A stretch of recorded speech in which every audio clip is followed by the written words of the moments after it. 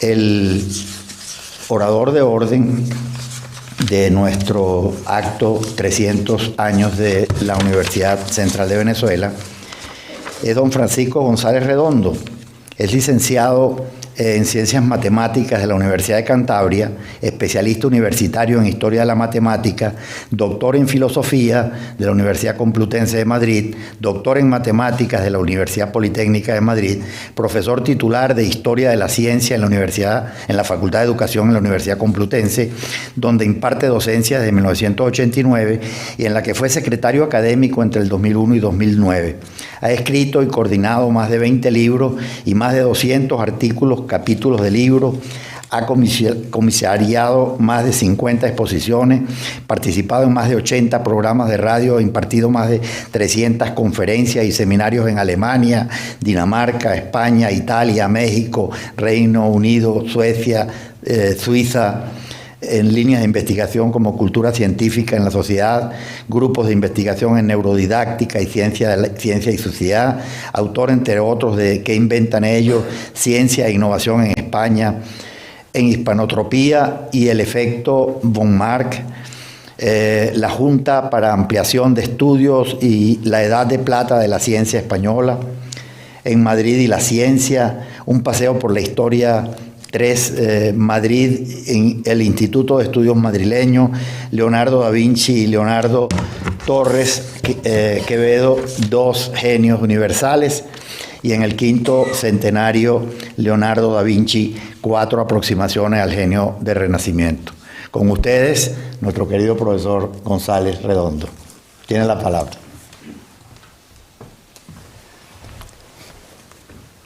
Pues muy buenas tardes y enormes gracias a las dos academias por el honor que me conceden y en realidad por imponerme un reto, porque hablar, como hemos prometido, en el 300 aniversario de la fundación de la Universidad Central de Venezuela, de la ciencia en el siglo de las luces, un reto para las dos orillas, en sí mismo es un reto. ¿Y por qué es un reto? Porque efectivamente hace ahora 300 años se creaba en Caracas la Universidad, que luego le pondrían Pontificia, de Caracas, con ese nombre tan completo. En realidad era la 22ª universidad creada por España en las otras orillas. La primera, de 1538, en Santo Domingo. La última, también en Venezuela, porque también fue allí la última, la de Mérida, en 1810. Y entre esos dos límites vamos a desarrollar esta conferencia. Porque, ¿qué sucede entre esos dos límites? Pues ni más ni menos que algo que recibirá un nombre en el siglo XX, la revolución científica.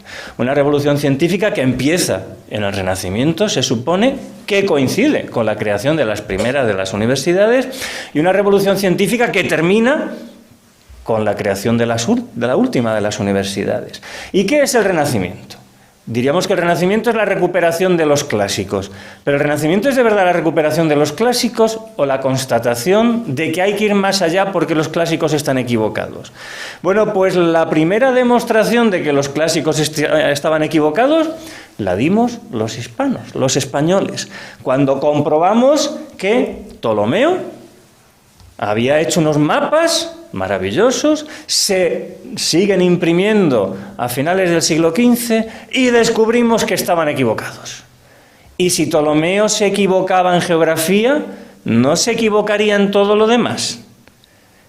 Y si Ptolomeo se equivocaba en geografía y en casi todo lo demás, los clásicos no necesitarían ser superados e ir un poquito más allá. El mapa de Juan de la Cosa demostraba que había una equivocación en Ptolomeo en geografía y al preludio a la más importante, a la cosmovisión. No servía la astronomía de los clásicos y había que ir más allá. Y eso nos lo dirá el Renacimiento, 1543, la revolución de las orbes celestes. Revolución en el sentido de giro, pero que también va a ser revolucionario.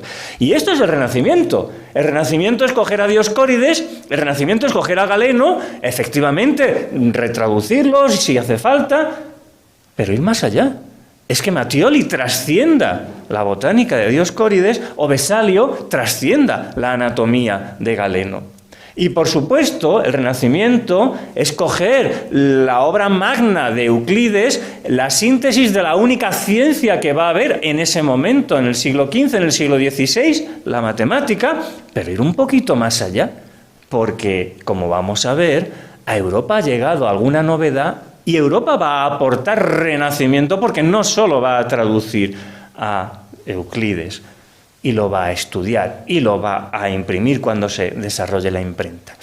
Este es el Renacimiento y este tiene ese punto de partida. La revolución de los orbes celestes, pero no como revolución solo copernicana, que fracasará porque no va a ser asumido con facilidad los postulados, lo que está implícito, y la Iglesia Católica no lo va a permitir ni en una orilla ni en la otra. Lo que va a ser es el punto de partida para la revolución científica. Es decir, revolución copernicana como punto de partida de varios siglos de revolución científica. Y por tanto, y sobre todo desde la península, desde esta orilla, lo que tenemos que pensar es que lo mismo el Renacimiento no es el que nos han contado normalmente los libros, el artístico y arquitectónico que vemos en Italia, que de ese pueden presumir los italianos, porque hay un primer Renacimiento. Porque si el Renacimiento es coger la ciencia, desde la perspectiva científica, que es de la que me toca hablar, es coger la ciencia de los clásicos, solo hay una ciencia para los clásicos, y es la matemática, compuesta de 4 ámbitos del saber, los únicos 4 campos del saber sobre los que no hay opinión, sobre los que hay certeza científica. Todos los demás, donde hay mutabilidad, donde hay cambio, no son susceptibles de ciencia. Y eso son astronomía, sobre todo geometría, aritmética y teoría de la música o armonía. Y ese primer renacimiento se va a dar en la península ibérica, en esa zona de frontera donde van a coexistir reinos cristianos con reinos musulmanes y la minoría judía de enlace. Y aquí, en la península ibérica, se van a dar esas escuelas de traductores que van a ir bajando, la más famosa de ellas, la de Toledo, pero por supuesto la de Toledo, la de Barcelona, y aquí se va a producir ese primer encuentro con los clásicos de verdad. No hay que esperar al 15 o al 16, se van a dar en el 12 y en el 13, aquí en la península ibérica. Y llegará Euclides a través de España, de la hoy llamamos España, al resto de Europa. Claro que sí, Abelardo de Bath y otros, pero sobre todo llegará el álgebra de Al-Juarizmi, que cuando se junte con la geometría de Euclides, Europa le va a dar un nuevo sesgo. Eso va a ser el Renacimiento. Coger a los clásicos de un tipo y de otro y darle la identidad europea. Y por supuesto, aquí se va a traducir a Aristóteles, que se va a convertir en la base, en el fundamento de toda la escolástica. Pero desde la perspectiva científica no es esto lo importante. Lo importante es que en el 13 ya tenemos a Arquímedes. La posibilidad de matematizar relaciones, por ejemplo, cinemáticas, más allá de las magnitudes geométricas, la posibilidad de matematizar el tiempo. Si podemos matematizar el tiempo, podemos matematizar longitudes, podemos matematizar las relaciones entre tiempos y cantidades de longitud y generar magnitudes cinemáticas como la velocidad o después la aceleración. En ese marco es en el que surgen las universidades en la península ibérica, las primeras universidades, el primer renacimiento. Por supuesto, no hemos hablado de Palencia, pues la citamos, la primera de todas, como preludio a nuestra querida Salamanca, pero que en realidad ese primer renacimiento va a ser general, europeo, porque es el nacimiento de Europa. Porque si queremos hablar de renacimiento, tendría que haber nacido antes Europa. Y Europa nace con la ciencia, nace con la recuperación de los clásicos y nace cuando a los clásicos Europa les da un nuevo sesgo, porque Alejandría no está en Europa, está en África, y tantas otras partes de lo que llamamos mundo clásico no es Europa.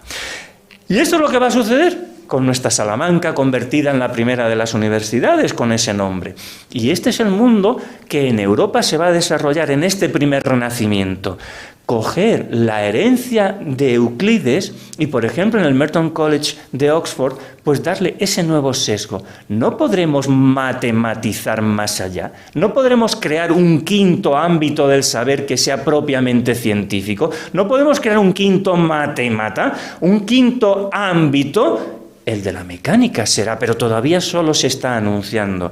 Y esto es lo que vemos que en el Merton College Bradwardine y su gente y su grupo de investigación van a ir produciendo. Y va a ser lo que se integre, pero muchos siglos después, en los discursos sobre las dos nuevas ciencias de Galileo de 1638, textualmente trasladado nuestro Arquímedes, nuestro Bradwardine del siglo XIII-XIV, matematizando, intentando matematizar, aportar matemática a algún otro ámbito del saber. Pero no solo en Oxford, también en la Sorbona de París, Oresme va a intentar crear lo que llamaríamos la primera teoría de las magnitudes, al estudiar la intensidad de las cualidades, el pasar de las cualidades a las cantidades, la posibilidad de lo que hoy llamaríamos pues cuantificar la temperatura, cuantificar el calor, cuantificar la electricidad, es decir, abrir un nuevo mundo. Esto es el Renacimiento, este es el primer Renacimiento que se va a generar gracias a lo que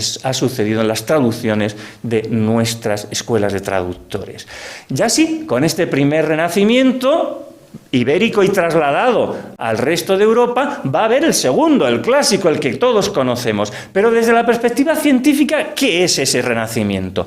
Pues lo más importante es que por fin vamos a tener, por ejemplo, el sistema de numeración indoarábigo triunfando a la todavía inercial caída en la inercia de seguir utilizando ábacos, no poder introducir un sistema de numeración posicional. Claro, si no tenemos un sistema de numeración posicional, difícilmente vamos a poder construir un lenguaje algebraico que permita relacionar magnitudes, cantidades de magnitudes distintas en una ecuación y, por tanto, difícilmente vamos a poder construir otras ciencias. Y eso es lo que nos van a dar franceses y alemanes a lo largo de este siglo XVI extraordinario, segundo Renacimiento, porque hemos cogido lo que hemos aprendido de los árabes, lo hemos unido a lo que hemos aprendido o recuperado de los griegos y le hemos dado un nuevo sesgo.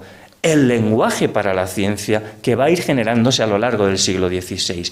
De muchas escuelas, la más importante probablemente la italiana, con este sí, espíritu absolutamente renacentista de duelos entre algebristas, proponiéndose problemas algebraicos de tal manera que en vez de tener al campeón en los torneos con la lanza, el escudo y el casco, tenemos a competidores matemáticos, con los príncipes mandando a esa lid a estos algebristas. Y sobre todo cuando al final se traslada a Francia, cuando Viet, en su introducción al arte analítica, lo que nos proporciona es por fin un concepto de especie que luego se trasladará al ámbito de la biología, pero especies de geometría, especies de cantidades geométricas. Es distinta la longitud, es distinta la superficie, es distinto el volumen y podríamos ir ampliando a dimensión 4, a dimensión 5, porque en matemáticas se puede hacer, aunque en la realidad nos tengamos que quedar en 3. Esa logística entre especies, ese principio de homogeneidad que va a regir a todas las ecuaciones de la física. No podremos igualar peras a manzanas, decimos el lenguaje coloquial. Y sobre todo, esa escuela francesa que para 1637 nos va a proporcionar ya sí el primer libro que podemos leer tal cual, bueno, si está en latín es más complicado, pero traducido a cualquiera de los idiomas normales, francés, inglés o español, podemos leer como cualquiera de los actuales. Simplemente faltaría un símbolo. El igual todavía Descartes no nos lo regala con las dos líneas paralelas, sino con un 8 sin terminar. Pero aparte de eso, todo lo demás ya lo tenemos.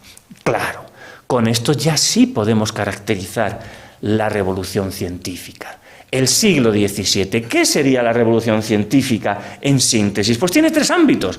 El primero de todos, ya está bien de pasear peripatéticamente sin una pizarra siquiera para intentar hacer algún cálculo, mucho menos una experimentación. Tenemos que experimentar, necesitamos instrumental y necesitamos experimentación y corroboración de las hipótesis. Eso es lo que nos va a proporcionar sobre todo Galileo con el uso del telescopio y otros también de su entorno.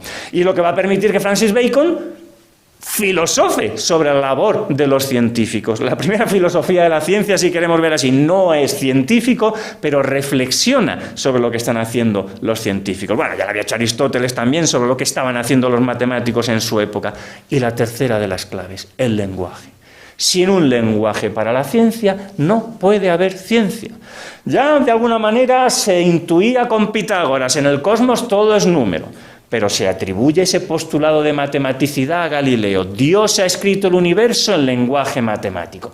Que en realidad no fue eso lo que escribió, pero que como síntesis nos sirve. Porque en el ensayador lo que escribió realmente es que la filosofía natural está escrita en este libro inmenso que se encuentra continuamente abierto ante nuestros ojos. Quiero decir, el universo. Pero que no puede entenderse si no se aplica uno primero a entender su lengua, a reconocer los caracteres en que está escrito. Y está escrito en lenguaje matemático. Un profundo católico como Galileo entendía que el universo estaba escrito en lenguaje matemático. Y por tanto, si Dios ha escrito el universo en lenguaje matemático, ¿qué tiene que hacer un buen católico? Por mucho que la ortodoxia católica no te lo permita, que dar a conocer la obra de Dios, el lenguaje matemático. El problema es que Galileo no tenía ese lenguaje. Sí, en el año 38 escribirá sus 2 nuevas ciencias, pero está muy mayor. No le ha dado tiempo a entender lo que ha proporcionado Vieta. No puede llegar a tiempo, 1637, a la geometría de Descartes. Y por tanto, la matemática que entiende que ha utilizado Dios para escribir el universo, pues es muy deficiente.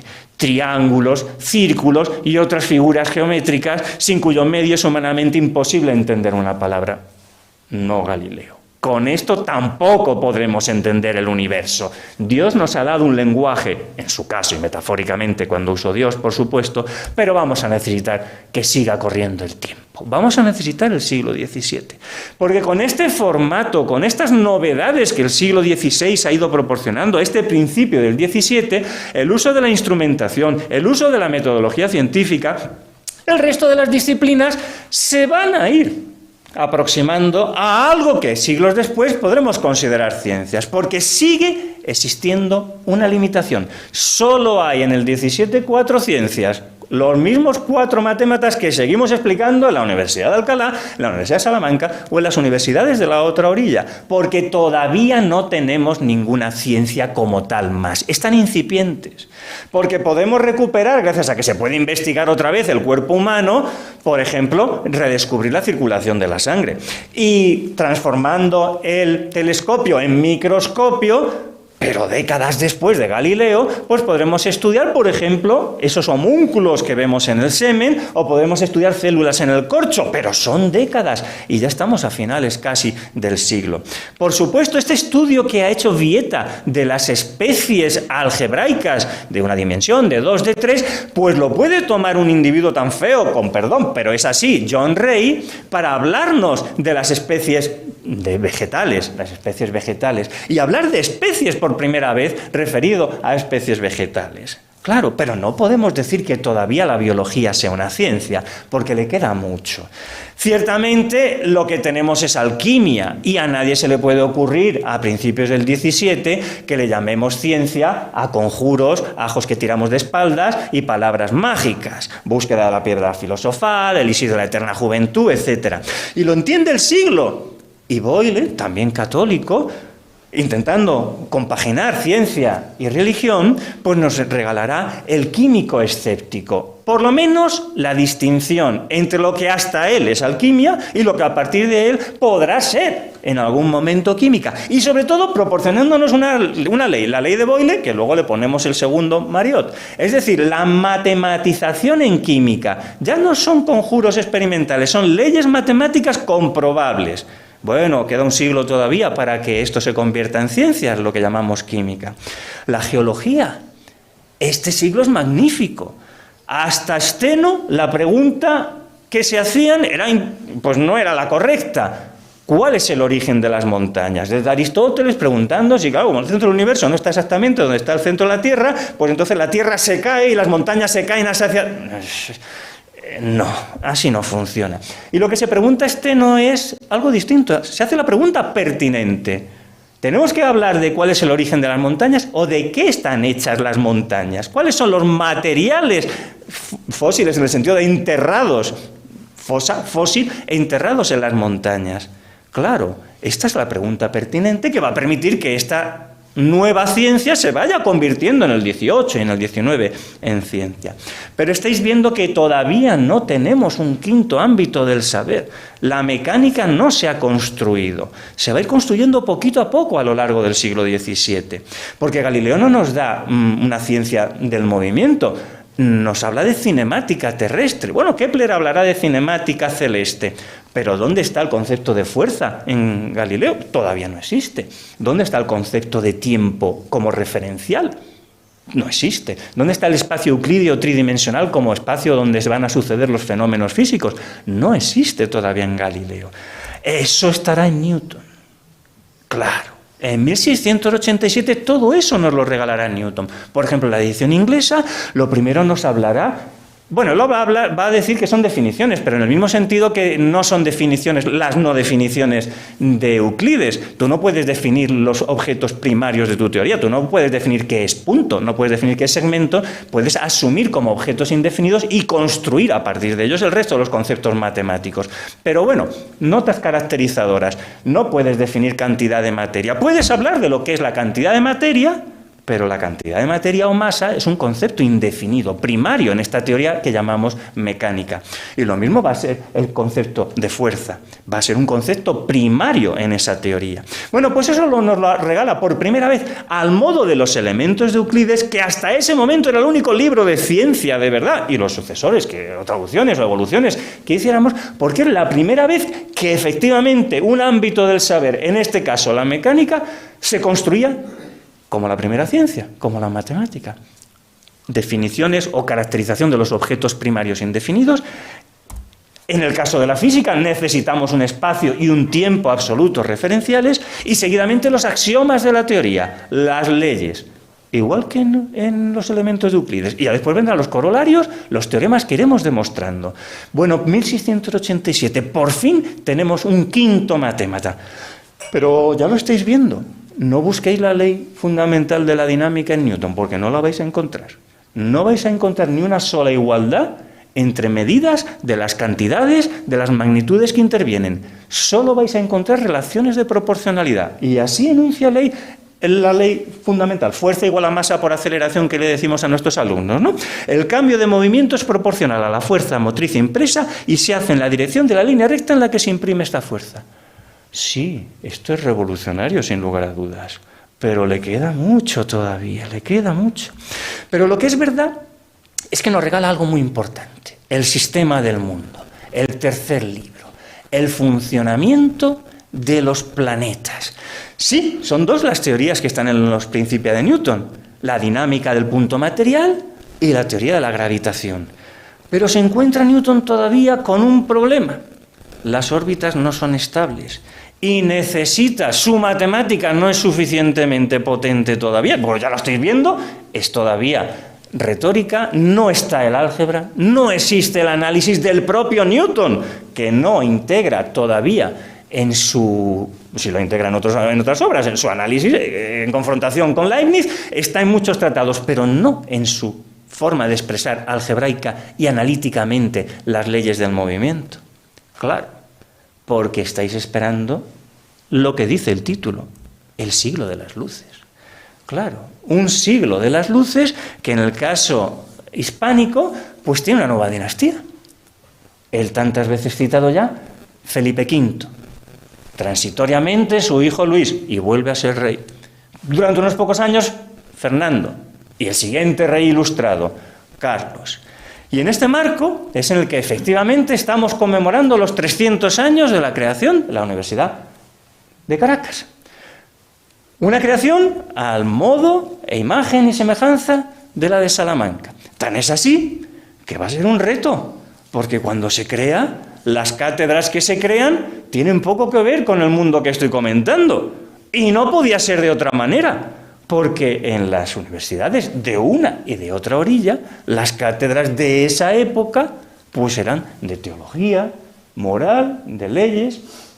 Podían empezar a proveerse no de matemáticas todavía, por supuesto, pero sí de medicina, de lengua o incluso de música. Al fin y al cabo, ya venían desde el quadrivium. Pero en la península, a esta orilla, lo que entiende Felipe que hay que hacer, o por lo menos sus ministros, es que las universidades no van a estar a la revolución. Eso ya lo entendemos. Pero para estar a la altura de los tiempos, lo mismo tenemos que seguir modelos franceses, creando, por ejemplo, otros centros de enseñanza y de investigación más allá de las universidades, que van a seguir existiendo y van a seguir dando la estructura a las dos orillas. Por ejemplo, las academias militares. Claro. Y es en este marco donde va a aterrizar de verdad la Ilustración. Porque, claro, es que lo que nos ha traído Newton es algo especial. Es que nos ha explicado cómo funciona el universo. Lagrange acabará diciendo que no es que Newton sea el más inteligente, que por supuesto lo es que es el más afortunado de la historia. Porque universo solo hay uno. Y Newton lo había descubierto de una vez por todas y para siempre. Este es el comienzo del siglo de las luces de verdad.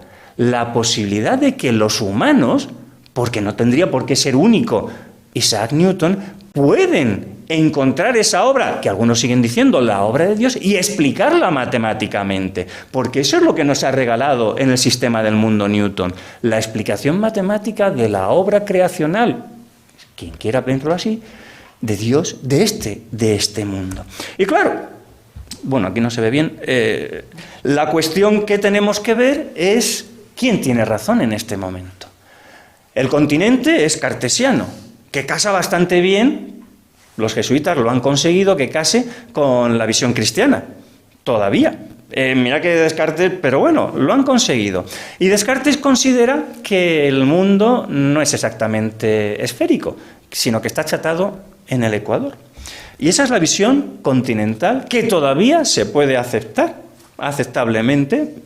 Pero hay otra visión, que es la de Newton, y que va a exigir que se mida el arco de meridiano asociado a un grado, para ver si está achatado en el ecuador o está achatado en los polos. Y aquí vamos a ir de una orilla a la otra, porque la expedición de la Academia de Ciencias francesa, que tiene que decidir entre el francés y el británico, entre Descartes y Newton, va a llamar a dos jovencitos guardiamarinas, Jorge Juan con 22, Antonio de Ulloa con 19 años, que se van a convertir en los primeros newtonianos, porque los de la Academia Francesa van a llevar los Principia y va a tener tiempo, van a ser muchos años, como veis ahí, de estudio, de mediciones, de aventuras y desventuras de esta expedición en lo que hoy es Ecuador. Y volverán nuestros científicos, bueno, los van a coger presos los ingleses, pero bueno, no los tratarían mal que los hicieron fellows de la Royal Society, tampoco nos podemos quejar. Pero lo que sí sabemos es que la Inquisición no veía esto bien, porque es que España todavía era precopernicana. Las Españas en general, de una y de otra orilla.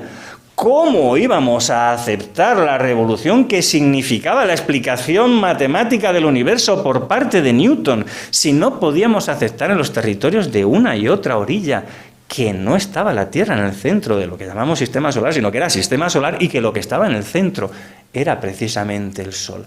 Teníamos tarea en las dos orillas, pero vuelven y visado por la Inquisición se escribe, se publica lo que Juan y Ulloa han estudiado y nos enseñan cómo han estudiado y sobre todo se convierte nuestro Juan en posnewtoniano, porque su tratado magnífico, lo que va a llamar examen marítimo, porque al fin y al cabo él es marino, en realidad no es eso. Lo que está haciendo es reescribir los Principia de Newton como Newton no había sido capaz de escribir, porque va a introducir igualdades, relaciones algebraicas y va a introducir operadores diferenciales que no existían en la obra de Newton. De tal manera que en la reinterpretación y la reescritura de los Principia con el lenguaje del análisis y del álgebra van a competir dos figuras brutales, Leonhard Euler, ni más ni menos, porque realmente hasta Leonhard Euler, 1752, no vamos a tener escrita en lenguaje algebraico y analítico la ley fundamental de la dinámica, con discriminación espacial en las tres direcciones, X, Y y Z, y que realmente ese va a ser el reto que va a tener el siglo XVIII. Un reto sobre todo de continentales, coger la obra de Newton y expresarla matemáticamente. Pero no es que lo diga yo, es que lo va a decir ni más ni menos que esta anécdota que todos conocéis, que nos cuenta Lagrange. Cuando Laplace le ha regalado a Napoleón, un hombre bien culto, por supuesto, que tenía otras ocupaciones como ser dueño del mundo casi, ¿no? Pero que pues en la mesilla debía tener tiempo para leer, probablemente el sistema del mundo, que tiene menos ecuaciones que la mecánica celeste, que estaba llena de ecuaciones, sea la que sea. Nos cuenta Lagrange que Napoleón convocó a Laplace y le dijo: a ver, Pierre Simon, venga usted aquí, porque habéis escrito un libro extraordinario sobre el sistema del universo, pero en él no habéis mencionado ni una sola vez al Creador. Y se cuenta que contó, que respondió: Señor, es que no he necesitado esa hipótesis. Si en 1800 seguía haciendo falta esa hipótesis, es que la revolución que llamamos siglo de las luces, que había empezado en 1687, que había aterrizado en sucesivas ediciones de los Principia de Newton en el continente, había necesitado todo un siglo. Claro, en ese marco es en el que había empezado la vida de la Universidad de Caracas, un ámbito muy complicado. Pero si los planetas están de una manera o están de otra, es intrascendente en realidad ante los problemas que íbamos a tener en las dos orillas. Porque este siglo de las luces nos iba a dar, por ejemplo, la gran obra, la sistemática, la taxonomía de las especies, sucesivamente planteado en 1735, 58, en el 68, en el 88, por Linneo, donde nos pone a todas las especies, a todos los organismos ordenados, desde los organismos de menor complejidad hasta los de mayor complejidad. Y encima sitúa al hombre con los primates, pero como explicación de la obra creacional de Dios, por supuesto. Es decir, va a ir mejorando, que si las ballenas no son peces, si son buenos en cada edición, pero la estructura va a seguir siendo la misma. Dios nos ha creado a todas las especies de una vez por todas y para siempre, como dice el libro del Génesis. Y de una orilla irán a la otra científicos españoles. Celestino Mutis, que ya lo hemos mencionado, que en Bogotá pues va a dedicarse también a intentar introducir la física de Newton en su cátedra. Claro, con apercibimientos de la Inquisición, como no podía ser de otra manera, claro. Y sobre todo va a dar al mundo pues un análisis, un estudio de las especies vegetales que se va a traducir y reeditar un montón de veces. A la otra orilla irá Félix de Azara, en principio sin ninguna formación científica, pero va a pasarse en lo que hoy llamaríamos Paraguay, estudiando especies vegetales y animales 20 años, porque en la admisión diplomática pues no avanzaba y se dedicó a la ciencia, y regalándonos unas obras que se van a traducir en el continente y que el propio Darwin va a reconocer que leyó y que se llevó consigo en el Beagle, porque lo que estaba proporcionando Félix de Azara también estaba anunciando algo muy importante, una visión revolucionaria que el abuelo de Darwin en su Zoonomia pues ya había de alguna manera intentado caracterizar. Quizá fuese millones de eras antes de que comenzara la historia de la humanidad, aunque sea demasiado audaz imaginárselo, que todos los animales de sangre caliente podrían haber surgido a partir de un único filamento vivo, que la gran causa primera, claro, no iba a hablar de Dios, dotó de animalidad. Qué magnífica idea sobre el poder infinito del gran arquitecto, la causa de causas, los padres de los padres. A las dos orillas íbamos a tener una complicada tarea para entender esto.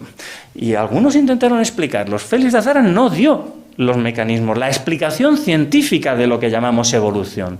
Bueno, Lamarck intentó, pero realmente hasta Darwin no se consiguió. Y claro, no hace falta que os cuente el problema que iba a haber en las dos orillas ante la recepción de la obra de Darwin. Claro, si nuestra especie venía de otra anterior, pues Adán y Eva pues no tenían por qué haber existido. Si Adán y Eva no han existido, pues no han cometido el pecado original. Y si Adán y Eva no han cometido el pecado original, es absolutamente innecesario que el Padre se encarne en el Hijo, que venga a sufrir martirio en la cruz para redimirnos de un pecado que no hemos cometido. ¡Buah! Esto es terrible. Claro, esto no es exactamente contra Dios, porque si queremos aceptar la evolución, hay un punto de partida. Y así termina Darwin su libro. Hay grandeza en esta concepción de que la vida, con sus diferentes fuerzas, ha sido alentada por el Creador. Claro, en algún punto hay que empezar. Lo mismo que en geometría hay que empezar en el punto, en el segmento, lo mismo que en física hay que empezar en cantidad de masa o cantidad de materia, fuerza, etcétera, pues aquí habrá que empezar en un instante de la no vida a la vida. Y luego ya sí será, ella solita, la fuerza de la gravedad, etcétera. Sí, Y esto, en el caso de las dos orillas, le toca a una nueva dinastía. En la orilla en la que estamos, bueno, pues parece que ya estaban las universidades y actualizarse, estar a la altura de los tiempos, pues se iba a delegar más bien en unas instituciones nuevas.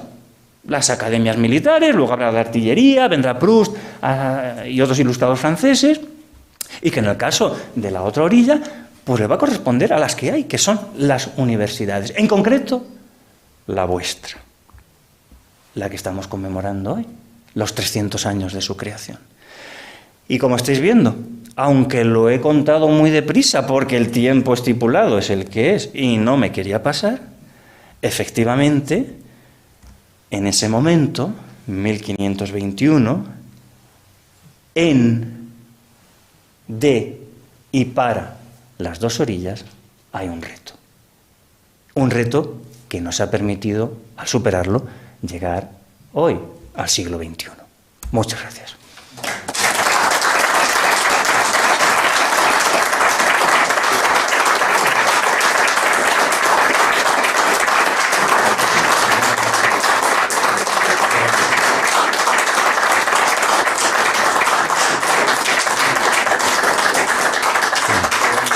Pues no dice la sala, la audiencia que hemos tenido. Hablaba ahora con los jóvenes de la sala técnica. Más de 2 centenares de personas nos han estado siguiendo por el canal de YouTube.